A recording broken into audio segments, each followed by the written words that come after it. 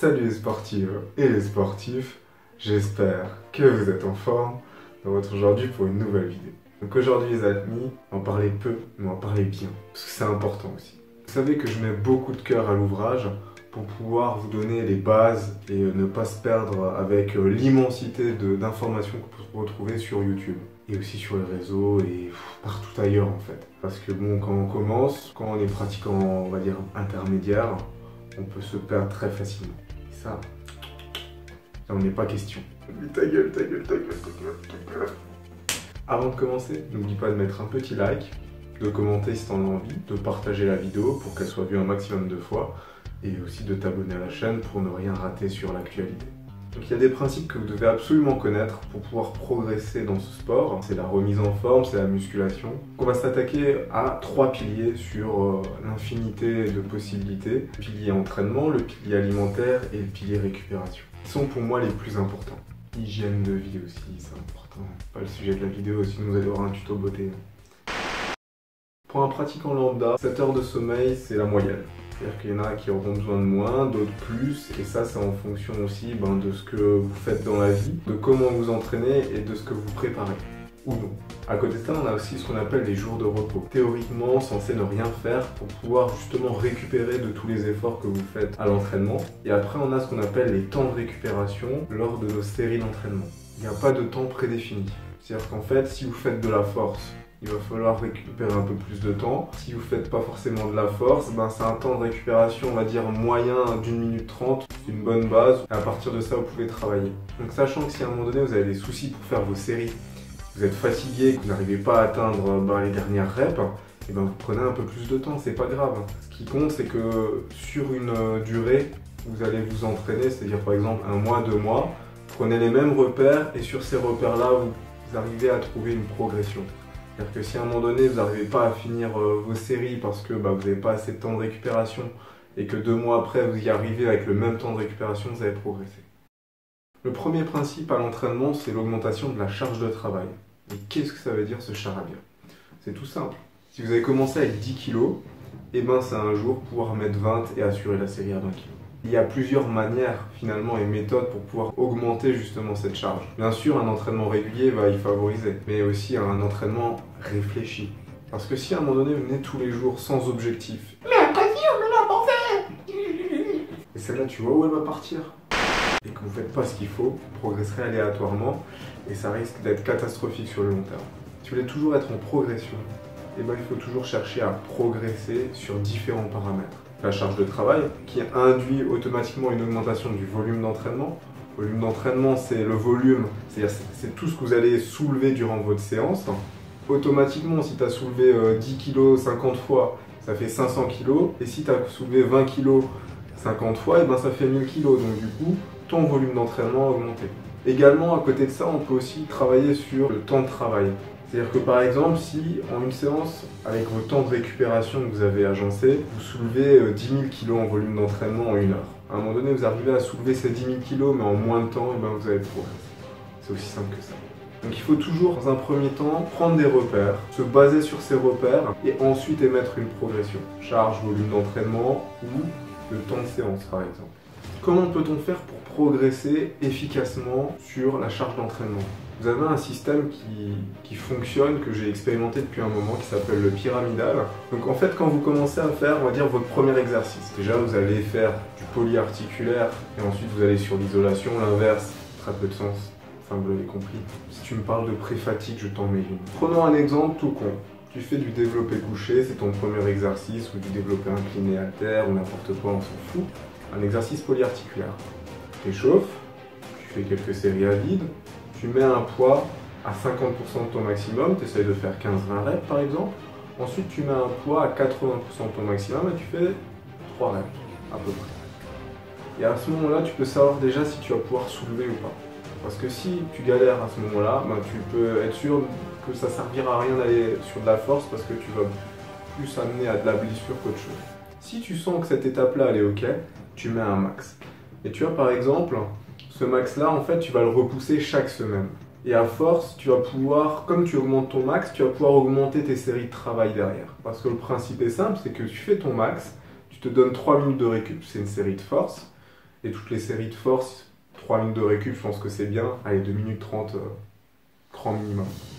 Et ensuite, tu vas redescendre à ta série de travail à 75-80% de ton max, celle que tu n'arriverais pas à faire en temps normal, mais comme tu as trompé ton corps et que tu l'as forcé et tu l'as conditionné à pousser plus lourd juste sur une rep, il va s'attendre à repousser aussi lourd. Alors qu'est-ce qui va se passer? Tu auras un poids plus léger finalement, et du coup tout va décoller et avec facilité. Et cette méthode-là, je l'utilise depuis 7 ans maintenant, elle m'a fait énormément progresser. Et après, du coup, le but du jeu, c'est de maintenir sa série de travail le plus longtemps possible et en allant toujours sur une fourchette de répétition qui est intéressante. Mais Sylvain, les répétitions, j'en fais combien, machin, il n'y a pas de chiffre défini. À un moment donné, il faut juste prendre en compte qu'on a 2 types de fibres en musculation, fibres lentes et fibres rapides. Et il faut juste essayer de se questionner un petit peu par rapport aux muscles que l'on vise et s'ils sont essentiellement faits avec des fibres lentes ou des fibres rapides.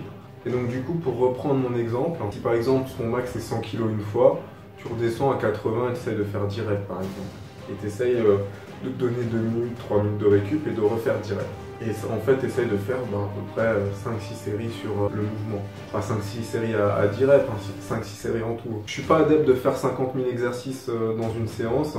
Et je pense qu'il faut favoriser les exercices déjà que l'on aime faire, mais qui nous correspondent aussi. Si tu me parles de squat...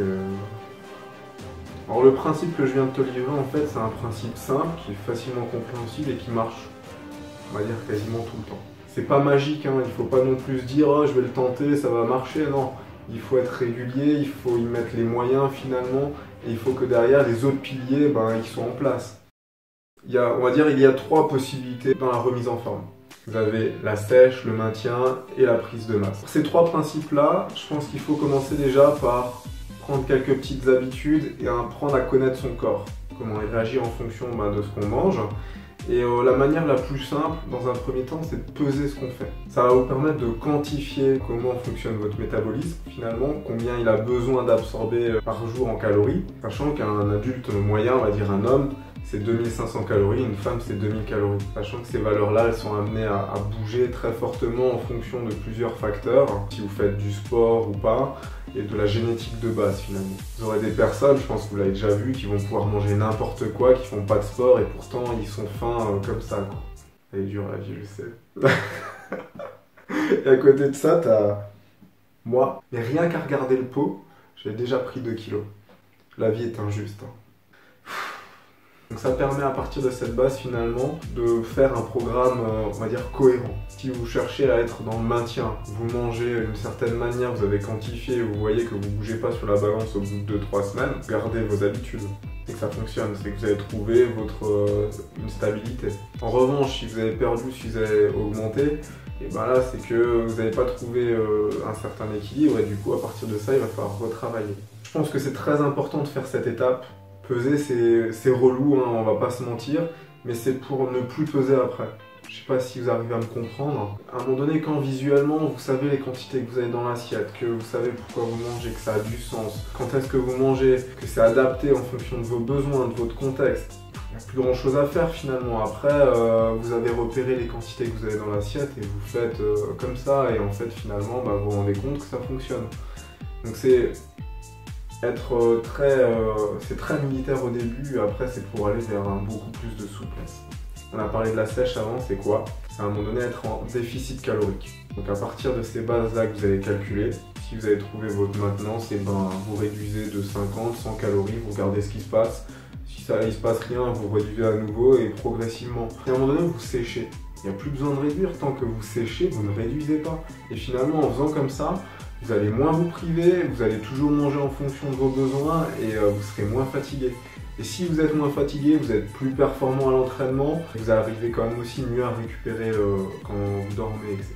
Si vous êtes en prise de masse ou prise de muscle, il faut être en excédent et du coup il faut être au-dessus de ses besoins caloriques. Donc c'est pareil qu'avant, c'est le même système, c'est-à-dire que vous faites comme la sèche, mais dans le côté excédentaire. Vous montez de 100 calories, vous voyez ce qui se passe. Si ça ne fonctionne pas, vous remontez de 100, etc. Vous faites des petits paliers. Il est très important aussi de se faire plaisir, de prendre dans vos programmes, dans ce que vous faites, des aliments que vous aimez manger. finalement, pour éviter toute frustration, les cheat meals là, vos conneries, machin, ça a ni queue ni tête. À un moment donné, c'est mieux que vous fassiez, je sais pas, que vous bouffez 100 grammes de chocolat. Je dis ça parce que c'est ce que je fais et du coup, c'est pour me donner bonne conscience.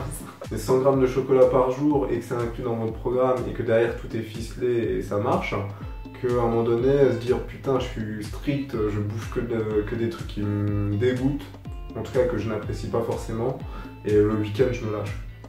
C'est, je pense, beaucoup plus grave psychologiquement parlant et néfaste pour le corps. Après, ça n'empêche pas qu'il faut aussi profiter de la vie, mais il faut trouver un juste milieu. Et l'alcool, la fumette, n'en parlons pas. C'est pas dire qu'il faut s'arrêter de vivre, il faut juste à un moment donné prendre en compte les priorités. Qu'est-ce qui fait sens pour moi? Est-ce que c'est me prendre une cuite tous les week-ends ou est-ce que c'est à un moment donné prendre soin de mon corps? Je sais pas, moi le choix est vite fait. C'est peut-être un choix égoïste et en même temps j'ai envie de te dire qu'on vit pour soi, on vit pas pour les autres. En général, pour pouvoir baisser ou augmenter, c'est très simple, on joue sur l'apport en glucides. C'est ce qui fonctionne pour la majorité des personnes. Et voilà les amis, c'est la fin de cette vidéo, j'espère qu'elle vous a plu. Si c'est le cas, n'hésitez pas à partager, à liker, à commenter et vous abonner, c'est le plus important. Et je vous retrouve mercredi dans 2 semaines pour une nouvelle vidéo. Et d'ici là, portez-vous bien. Tchuss. Vous m'avez compris. Enfin, j'espère. Sinon, vous me le dites dans les commentaires. Hein. C'est important aussi. Moi, j'aimerais savoir un peu ce que vous pensez. Tu t'enfonces.